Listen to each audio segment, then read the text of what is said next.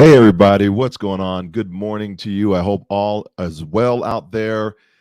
If you are on, show me some love in the chat box there.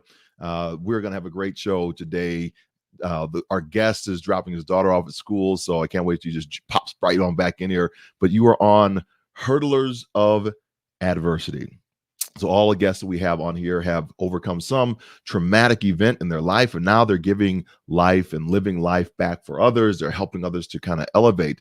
And, I kind of put this show together because I just wanted to introduce you all to just these crazy individuals that I've known and have come across in my walk on this earth, right? It's just amazing what the stories are of people that have extreme resilience. We have been doing a lot of work, and today, of course, is Veterans Day. So I'll date the show on that one because I want to say a great salute, great thank you, and a great salute to all of our veterans that are out there. Thank you for your service, and for those parents, those families that have supported their loved one for that choice to commit to serving their country. One of the things I've done in that, and I just did a whole post on this a couple weeks ago, I think it was when I was traveling, and we're traveling's opening back up again. So I'm really excited about that. When I travel, when I get to a different country, I always try to find their equivalent to the Tomb of the Unknown Soldier. Lots of countries have that. And so it's just kind of an honor and respect among service members, brethren. And I even do it to those that we may have, non-NATO countries. So folks we may have fought against, right? And the reason for that is because somebody's always losing somebody. And we can, say all we want to and kind of look at all the war stories and the shows and that. But there is something when you take a life. It's just you can't replace it. We can't give life, and so we can't replace a life. It's just a hard thing for me, just personally. And to when you have that, know that you're part of something that's happened. But the good things are, as well as we get to enjoy in this country, these freedoms that we have, and the freedoms that we have by individuals, these veterans that have served our community so valiantly and so well at different wars. So, hey, Harsh, how you doing? Happy Veterans Day. Thank you so much. I appreciate that. I'll put you out there. I appreciate that. I'll show your comment up there. Happy Veterans Day to all the vets that are out there. And so I was just talking Harsh a little bit about, why when I go to foreign countries or go outside the United States, I always try to find like an equivalent Tomb of the Unknown Soldier. It's just one of those things, that I learned from some Vietnam veterans, from some Tuskegee Airmen, is to always honor on kind of both sides, because somebody's family member lost somebody, even though their agreements might not have been with you, but somebody. So just kind of that, I think that helps give us a temperature on what happens just with a life that we cannot replace. So that's just my thing. Yep, he says, yep. Yeah, it's not always the most popular thing in a political standpoint, because we want to say go raise the flag, but somebody, in order to have our freedom, somebody else had to die. So that's what happens. And some people have paid the ultimate sacrifice. But we're saying Happy Veterans Day to all the veterans that are out there today. And I'm wearing my Warrior Games t-shirt, or my Warrior Games shirt, because the programs that I started at the United States Olympic Committee and Paralympic Committee, they were having trouble getting the funding for it, right? So it was Senator Murtha who passed away. I got a meeting with him so I was able to get that meeting because I sang the national anthem at the MATC, the Military Amputee Treatment Center. And on the program that morning were Senator Murtha and General Fred Franks, who was my 7th Corps commander when I served in Operation Desert Shield, Desert Storm. He's the first person that called me when I was in the hospital, had my amputation. And so I knew he's going to remember the story. It was tough for us to get the meeting. And General Franks said, "Hey, Murtha, come over here, made a great American hero." And that was fantastic, right? So we get into the meeting, and the meeting happens, and we get we come in with, I don't know, a $2.5 million request and leave with $5 million from him. Hey, how you doing? Jennifer Cooper, Weatherford. Yes, and she's part of this too. So Jen Cooper, thank you for joining in. The crazy thing is, so we go in with a $2.5 million request, and we come out with $15 million, 5 for the DOD, 10 for the Department of Veterans Affairs. So if you think about all these programs that are going on around the country right now, with the VA programs for what Jennifer helps to run down in San Antonio, Texas, and some others around in the Sacramento area, in Chicagoland, and all these veteran programs for sports, that came out of that one request, that one ask. And so it's like amazing to see this. And so did Warrior Games. And so that's why wearing the Warrior Games shirt right now. But I just see our buddy is on right now. This show is all about, like I said, introducing you to individuals who have overcome some tremendous odds. And we just introduced you to them because it encourages us. It kind of helps build our resilience muscle, and we can push through some of these spaces. A little bit about me. At 5:27 or 5:29 in the afternoon on May 17th, 1994, I was one of the world's fastest men in the 400-meter hurdles. Had gone to 2 Olympic trials, 4-time track and field All-American. Jen, thank you so much. She's so awesome. Her, the hubby, the baby, everybody's doing good down there in San Antonio. Can't wait to go down there and see you all. And so thanks for saying Happy Veterans Day. And for Harsh, always life is precious. Absolutely, 100%. So at 5:29 in the afternoon, I'm one of the world's fastest men, 400-meter hurdlers. And I'm on my way to officer candidate school. I was just boarded in Germany, on my way to officer candidate school. Can't wait to go to Fort Benning School for Girls and Boys, become an officer. And I was going to do 20 years, maybe become a light colonel, get out, salute the flag, and then work the same job. That was my plan. At 5:30, I would never run over another hurdle in my life. I misstepped that hurdle, dislocated my left knee, severed the artery behind my kneecap, and then 7 days later, I became an amputee, part of the disability community. As my wife, Alice, says, you know what, John, we're going to get to this together. It's just our new normal. And so we began retooling, and I started swimming for physical therapy and got so fast in the water that I made the Paralympic swim team. And then from there, I went on to win a silver medal in the long jump in Sydney, Australia, having relearned how to run again, run and jump on one leg. So that was kind of my journey. And then starting the military sport program, which turned into Warrior Games, which is the shirt I wear now, as well as that turned into Prince Harry's Invictus Games. And the rest is kind of history, just kind of inspiring and trying to create others around that to increase the value of people with disabilities in the marketplace. But today we have an amazing individual that is out here with us, and I just want to get you to introduce you to him. He's epic. He is fantastic. He is the incredible one. He's part of our team now. I'm building out this whole network of fantastic speakers, train them how to speak and really tell a story, not just their story, but also to link it to a business model, right? So how do you actually do that? So we just put him on his first gig. So I just can't believe I want to talk to him, hear about how it went for that. So he's born in St. Louis, Missouri. I was born in St. Louis, Missouri, so I love him already. And at the early age, he was a natural athlete on a skateboard.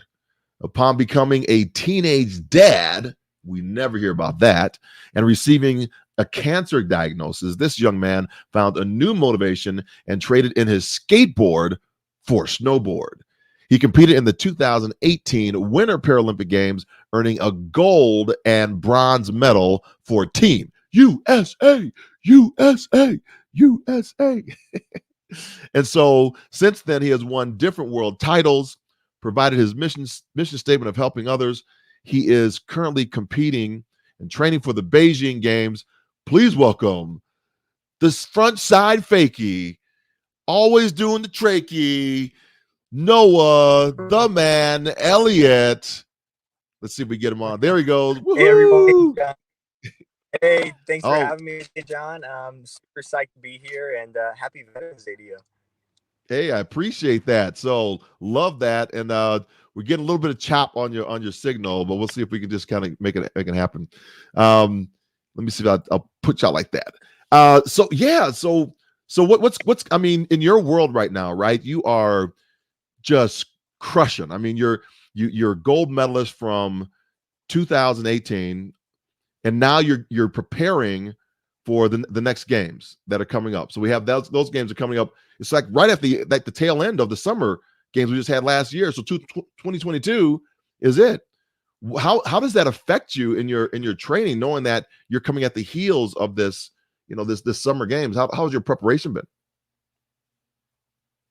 Well, John, that's a really good point to point out there, and it's a lot of challenging things physically and both mentally trying to prepare for this game. Korea, we had, running as well. Now we're coming out. Hey, we're getting like a lot of chop on your side. I wonder if you could go like you got a stronger location. We'll come back and see if you got a strong location that we can pick up, because I really want to talk to you about this this interview, but I want folks to be able to hear your comments as well. So I'll let you do that, and if you give me like I'll just go for 5 minutes, and then we'll come back and get you back on, because we really want to hear your comments. Absolutely. Somewhere where I have a little bit better. Okay, awesome. I'm gonna I'll take you remove the stream real quick, but I'm gonna put up. I want y'all to see this, y'all, because this dude, look at this, boom. So kind of his snowboard story right now, just with this epic by nature. So this is what he's doing this on one leg. He's flying down. He's been skateboarding. The hospital. He's carving, shredding the gnar, as we call it, shredding the gnar. He's got it. He's doing this all with as an above the knee amputee. So that is, you want to go check Noah out before he kind of comes back. You can go Epic by Nature. It's noahelliott.org, noahelliott.org, and we'll come back to him in just a second. But for now, just talk a little bit more about the Paralympic Games and what those games are. The games are for athletes with physical disabilities and visual impairment. And now I kind of found out about the Paralympic Games kind of by happenstance. And a lot of people that have disabilities find out about the Paralympic Games still by happenstance, because there is no really a pipeline of talent.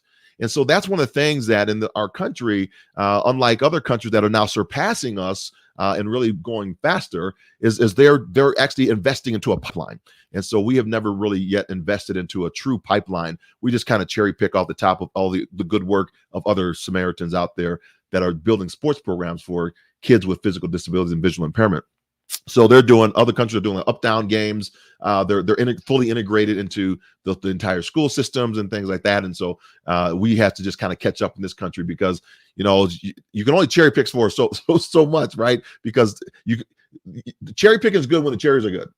then that's good. But when the cherries are gone, there's no more cherry picking. Dr. Harry Edwards is always talking about, you have to have three things to have sustainable change in anything, right? So I think, and that is, you have to have a pipeline of talent. You have to have a pervasive demand, somebody demanding where the talent needs to go to. And third, the institution being impressed upon a change actually has to want to change.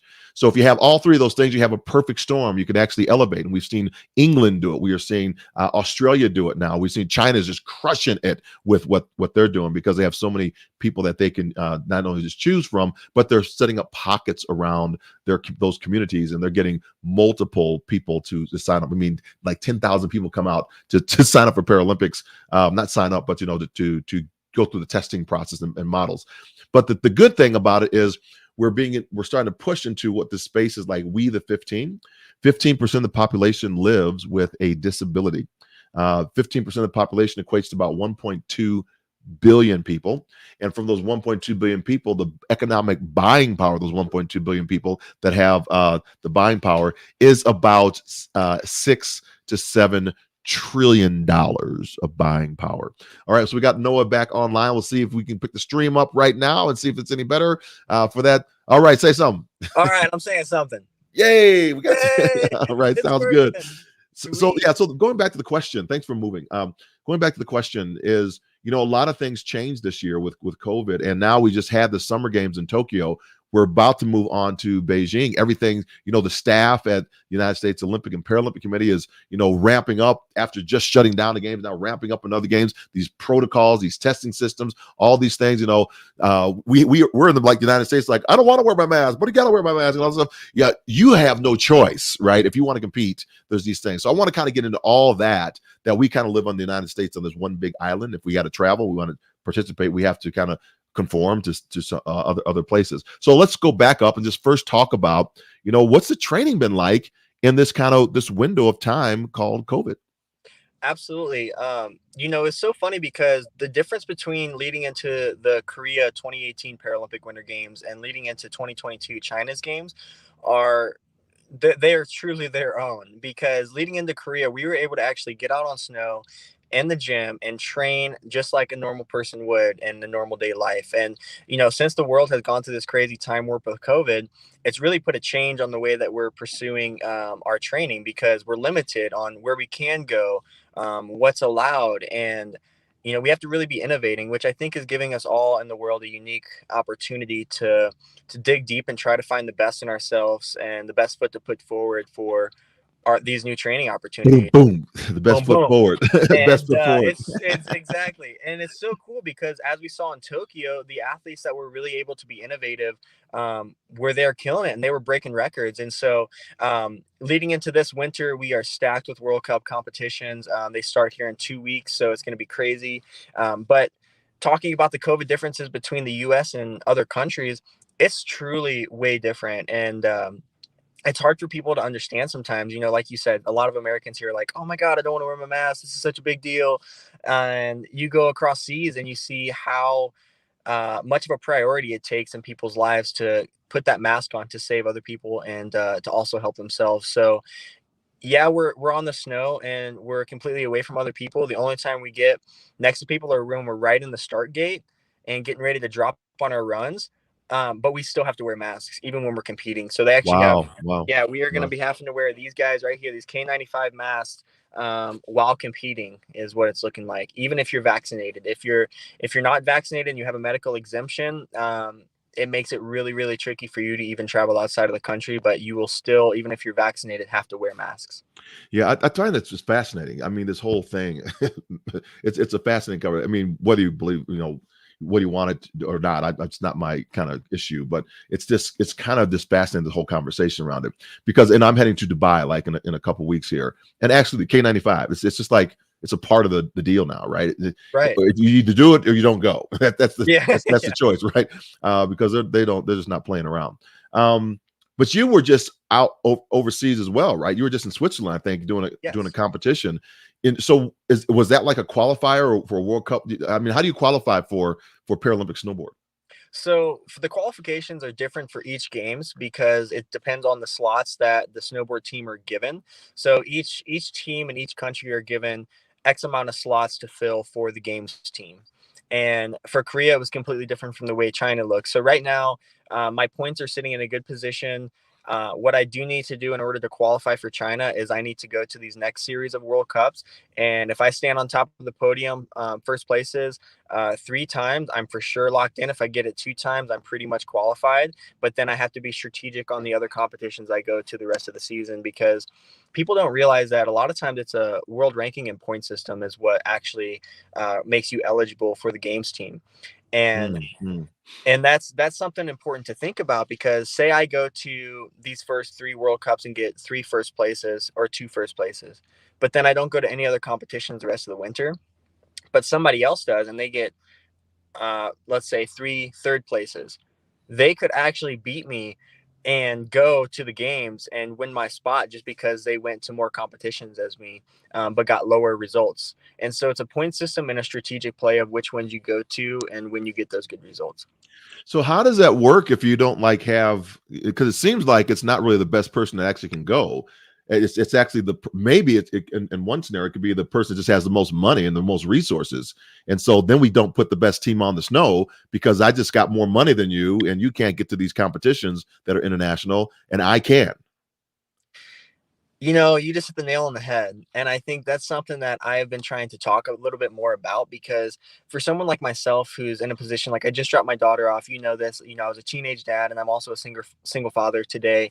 And it's really hard for me to find somebody to be able to take that time to, number one, that I trust, and number two, that Skylar trusts, and that, can watch my daughter while I'm gone doing these competitions. So Yeah. although I'm one of the best athletes in the world, it's going to be really challenging for me to qualify just based on the fact that if I don't have the support from my family at home, I can't leave, and my family comes first, and that's the most important to me. Yeah. So Yeah.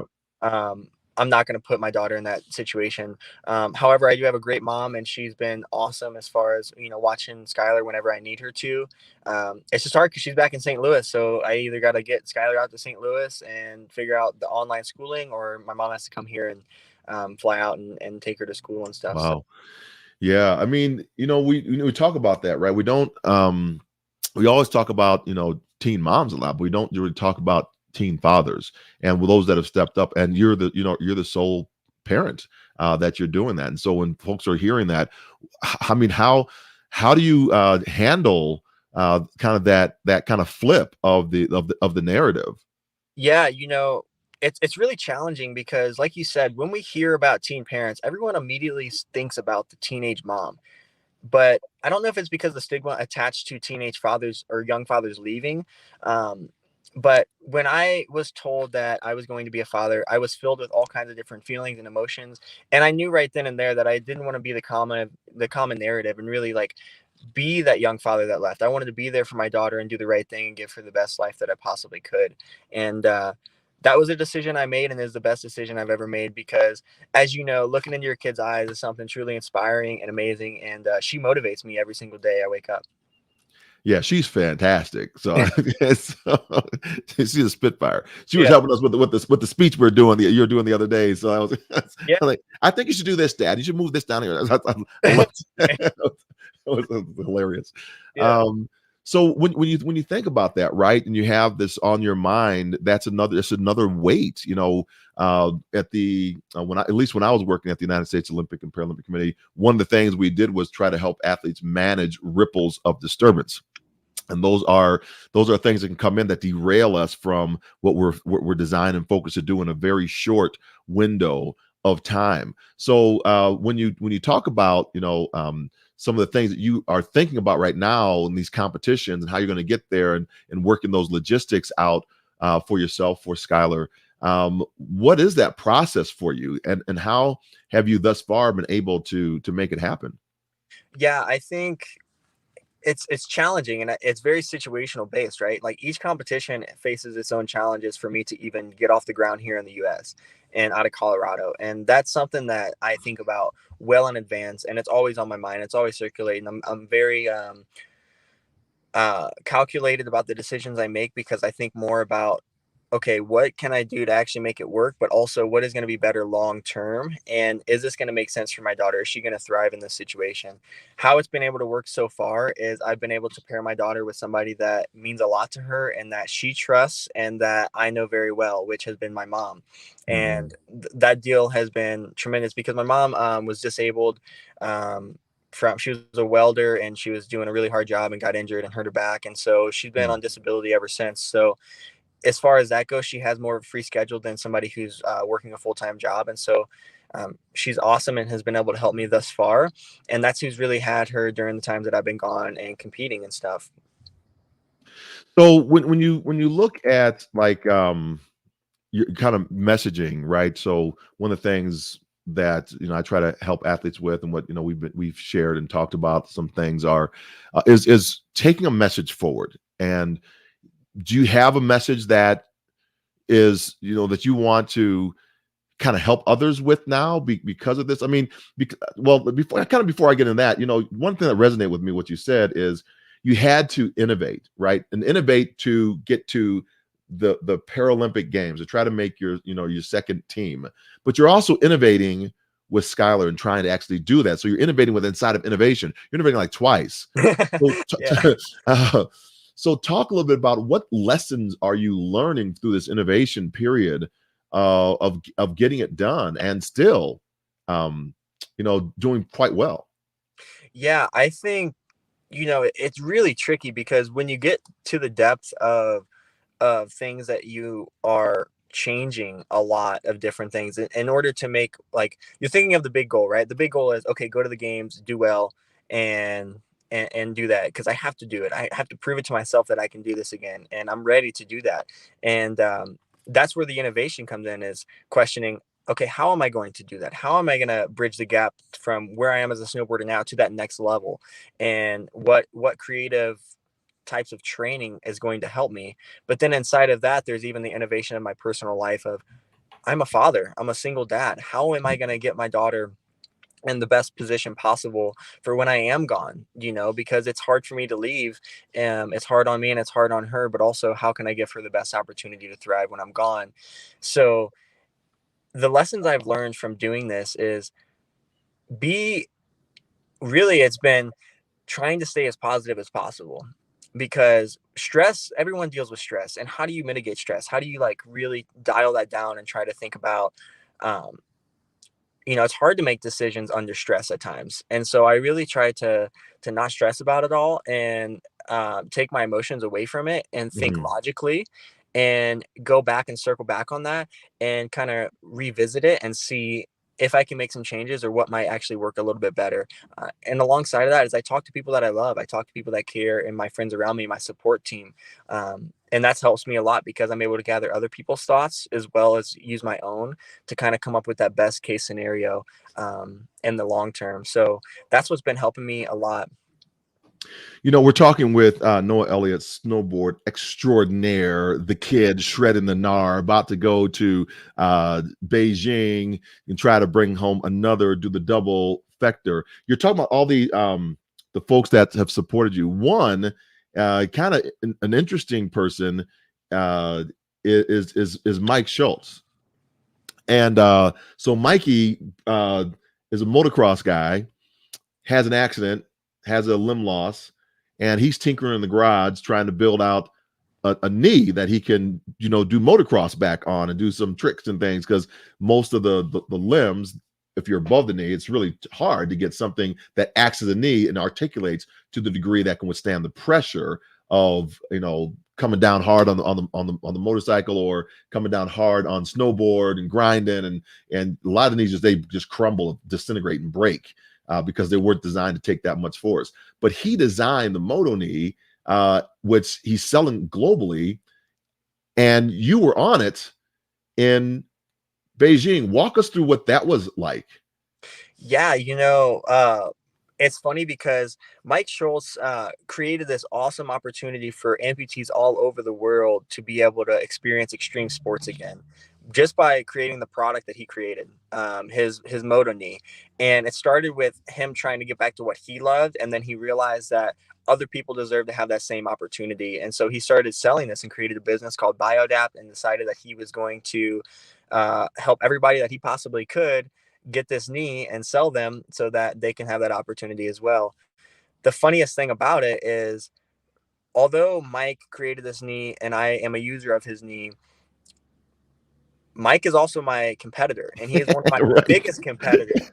And this is what is really crazy about it. He's one of my biggest competitors, but he was also my first sponsor. He was the first person to say, "No, I see your potential. I want to work with you on more of a bigger level." And when we competed in Korea and we're at the race course and it's icy and bulletproof, and I mean bulletproof, like there's nothing going through it. It is bulletproof ice.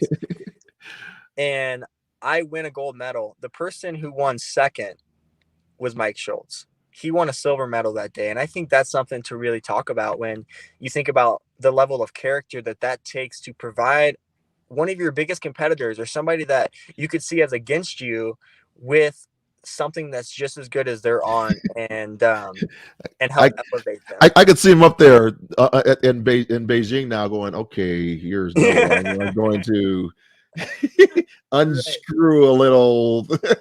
Yeah. I'm, Yeah. no, he's a wonderful man, and I've enjoyed getting to know him. I got to get him on the show as well. I want to Yeah. show a little bit about that Moto Knee. I'm going to just kind of walk us through some of this, what we're looking at here. So you got this epic of you going there. There's a little shot of it right Yeah. there. So you're using it with both snowboard and skateboarding. Yes. So I grew up So tell me a skateboarding. bit about how does it work? What makes it different? Okay. So let's talk about a walking prosthetic for an above the knee amputee. Yeah. There are three main components when you think about a prosthetic. I'll say four actually. So you have your socket, okay, which that is the biggest piece. That is the piece that attaches to your body. That is a piece that connects the bond between you and this prosthesis, and that is usually made of carbon fiber once it's all said and done. And between that, you have your knee, and your knee is your knee is a huge joint, and the knee is so hard to replicate. But this knee is made to swing because it's made for a walking gait. So when you walk, it's made to do this when you walk. Yeah. And alongside that, you have a foot. and a pylon. A pylon connects the knee to the foot. So this is the basics of being an above the knee amputee and using a And prosthetic. everybody out there, I know this stuff. I just want y'all to know. I already know this. He's doing this for you all. Yeah, yeah. John knows. He uses this stuff every single day. He has to go get fitted and wear those spandex things too. So, yeah. And when we talk about this knee joint and how big of a difference it makes from a walking one to a sports one. So we talked about the walking, like how it hinges like this, Yeah. almost like a metronome. When we talk about the moto knee, as you saw in the video, what it does is it actually goes up and down. So it gives you this range of motion, which is the squatting motion. And snowboarding, that is huge because I can't tell you how many squats you do on a snowboard when you're coming down the mountain. Oh my gosh. I mean, especially like early season, you come out of there, your glutes are sore, your legs are shot from doing all these squats. So the moto knee gives you that opportunity. You have a shock in there to absorb and compress and also give you the rebound to stand back up. So when that's happening, given this kind of energy store, energy return that's going down, it's not, for those that are out there, what Noah's saying is that's not a natural thing for a mechanical knee to do. Usually it just swings, and there might be a damper on it that has a hydraulic unit that will allow you to stay safe, so it doesn't kind of all the way collapse on you. So it kind of controls the fall. What this knee is doing is it's actually providing the shock and giving some return back, so you can kind of press into a turn and then it'll release you out of it. And we're seeing some of those technologies actually move into even temporarily able-bodied sport. So some of the things, not necessarily that knee, but the carbon fibers in the foot that are getting more and more strength, they're now being woven into shoes. And so it's to regular shoes, because they're like, oh, we can't allow people with prosthetics in them. We're going to take your technology, put them in our shoes so we can be faster. Right. So yeah, just fascinating stuff. We're talking again with Noah Elliott. He's a snowboard gold medalist and training for the games coming up here in Beijing in which I think April, is it March, April? Early March, which will be over of course in Beijing. So it's going to be really fantastic time. So I want to kind of switch gears just a little bit and talk now to us about, we talked about the kind of the preparation phase. What is it that you think, if you do make it and you get over there, say kind of everything has happened well, what's the message? If the person puts the microphone, they get the microphone, they put the microphone in front of your face after you've come down, got the win, what do you want to tell people about the experience? That is something that I have thought about in different ways. And I know what I want to immediately hit on is talking about how hard of the last 2 years was, not only for me, but for the whole sport and for the whole sports industry and for everyone in the world, how difficult it was to persevere through that, but also how important it was to show us humans, again, a reminder of how strong we can be. And that's something I really want to touch on, because it's going to take innovation. It's going to have to take sacrifice. It's going to take those hard times, and it's going to take failures in order to succeed. And, someone once said that you have to be weak in order to be strong. And I think that's so true. So that's the kind of stuff that I want to talk about and help other people realize, like, how we got here was the same way that everyone was able to get through in their personal lives, this COVID pandemic, being innovative. And what do you tell people right now? I mean, because a lot of folks, they're struggling. People are out of work, or they're choosing to be out of work because they don't want to go back to work for various reasons. So you have the great resignation that's going on. People's values are shifting. What are you telling people right now through your experience of what you've learned on how they can kind of come through their moments of struggle? I think for what I've been sharing with people is exactly what I found has helped me. And I think it helps everyone. And some people realize it, some people may not, but it's that support team, right? Like, to get back to, call your support team, reach out to them and talk to them, because those are the people that are going to uplift you and help you elevate. And it's so important to do that kind of stuff, and if you see somebody out like in the day, like you can always give them a compliment, and that just something as Mm, simple as giving somebody a compliment can really uplift their whole entire day and change the way that they pursue the rest of their week and that day. And so what I've been talking to people about is calling those people that love you, calling those people that you look up to, and talking to them and asking them questions.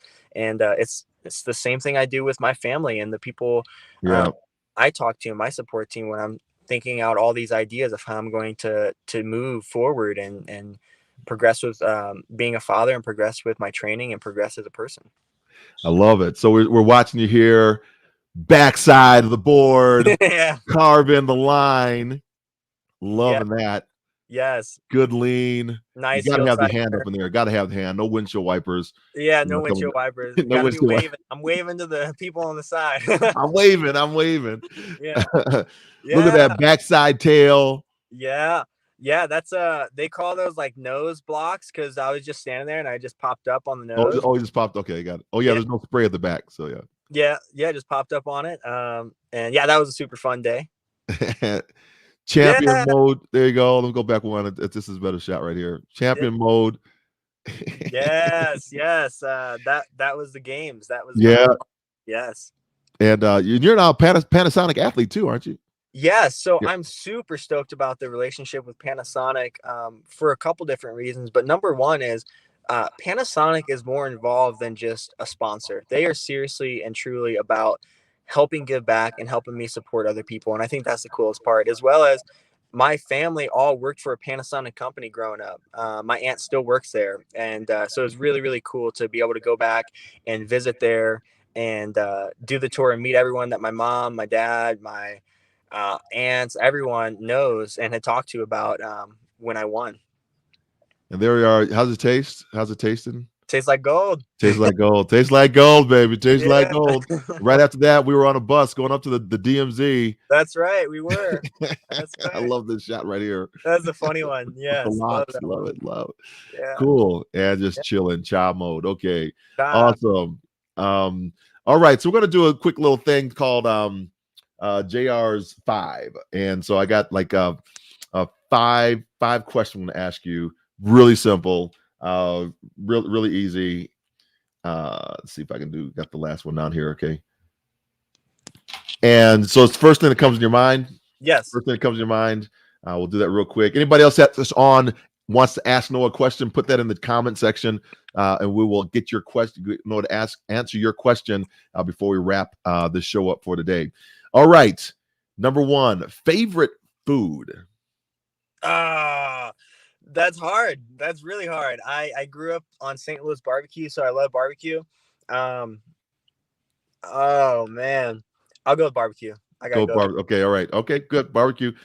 St. Louis barbecue. So there we go. Baby back ribs. Baby back rib, baby. I want my baby back. Favorite snowboard trick. Favorite snowboard tricks got to be kicking a method off of like a really big jump. And so that's where you like go up, your board turns sideways, you like reach behind you, grab the board, and throw your other hand up in the air. And wave to the crowd. You wave to the crowd. You wave to the crowd. That one always looks great. So type of movies that you like to go see. What's your kind of favorite type of movie? So I love this. I'm a big movie person. I would say as of recently, Christmas movies. I've been watching Christmas movies already, and it's actually snowing right now. I don't know if you can see this. What? Right now? No, it's too early. Are you? Right. You're in snowman? Not snowman. Steamboat. Yes. Area. Yeah. Cool. Diana Parker's on. Diana, I know you got a question, Diana. So throw a question in the comment box. What's the next one I have here? What's Skylar's favorite movies genre? That changes quite every a 2 bit. minutes. Every minute. She loves to watch man, there's so many. She loves just to watch movies. Is she a Disney person? She loves Disney, but she also likes Jaws. Like she likes like horror. Oh. Yeah, I guess Jaws is a horror movie. Yeah. Because I don't even want to swim in any type of even fresh water, right? I'm just like, I don't know what's down there. So yeah. I mean, I'll go snorkeling, with a lot of people around me because I got a better chance of getting back on the boat, because the shark can get somebody else. So what you're gonna do after Beijing. First thing, what's the first thing? You win the medal again, bite it. Where you going? First thing, I'm coming back to Steamboat, and I'm going to share that opportunity and that moment with my daughter. And Love then it. there's actually a group of kids that I'm hoping that'll be here in Colorado that I'll get to go and visit. It's a group for kids with cancer called the Sunshine Kids. So Nice, I will nice. go and do a visit with them and share my medals and those moments with them. I love it. Oh, that's so good. So good. Well, everybody, we've been talking with Noah Elliott, snowboard extraordinaire. Go out and find him. Where do we get you? I'm gonna put, I think I got a banner ready for you right now. I'm gonna put that up there. Want to make sure this is actually right. Is that correct? That's correct. NoahElliott.org. Yep, that's correct. And you can follow me on Instagram. My Instagram is Elliott, my last name, ELLIOTT_Sendy, SENDY, like send it. And that's where I'm usually most active, but I also share a lot of posts to Facebook. You can find me at Facebook at Noah Elliott. And yeah, so that's where. I'm gonna see if I just did it right here. Let's see there. Elliott Cindy Oh, on yeah. the gram. Yeah. Elliott Cindy on the ground. That's what you do. Put the at sign in front of it. I didn't put the at sign on there. But, And the underscore. There's an underscore. the underscore. Hold on. Let me make it right then. Let me write for that there. Underscore Cindy. Elliott. Yeah. Underscore Cindy. Yeah. Okay. We're gonna say that. Boom. Right there. And we're gonna throw it back up there. Show it. Bam. Elliott underscore Cindy. Perfect. On the gram. The gram. So follow him there. He's fantastic. And if you want to book him out to speak, we're building a whole network of kind of presenters, speakers. You just did one for like the city of Colorado Springs. Yes, and it went awesome. Awesome. It was an absolute blast, and it was so cool to hear some of the feedback. And also, one of the questions that they had talked about, which we actually talked a little bit about here, but it was, how do I help coach the people that are under me, and how do I help coach them and bring them up in their work fields? And I had talked about uplifting them and being that support person. You have to give positive critiques, but also letting them know that they can call you at any other time and checking in on them and being that support person for them, because they might not have that in their personal life. And and it was really cool to hear some of the feedback about all that. So we had a great time. It was really fun presenting, and it was very productive. Wow. Yeah, I heard great feedback. It was awesome. I was totally somewhere else. So it was great to kind of get that feedback. And then we got another one. We got April Holmes about to go out for us on another gig. So we're starting to work a little bit. Destination companies and things. We're trying to go. And y'all are doing fantastic. So wish you the best of success as you get ready in the next couple of weeks here to kind of get on the snow, shred the gnar, and try to beat Mike on his moto. It's that needs in the museum, like the Paralympic museum, the Olympic and Paralympic museum. It's fascinating to see all the technology area of what he's done and donated one of those knees in there. So kudos on pushing the envelope, being a single father, showing how it's done, and those single fathers out there that might be scared, baby's coming. Elliott Cindy sending it. He's doing it. And he's making it work. And so we're going to get you back on the show around Father's Day and talk about that. Maybe you get your daughter on, get the Sky on and talk about that, because that kid just adores you. So it's always good to see you. All right, my friend, have a great day, and I don't want to see the snow outside, man. No snow right now. Right. Hey, it's looking pretty beautiful though, really, with the sun coming over the hill too. Look at this. Oh yeah.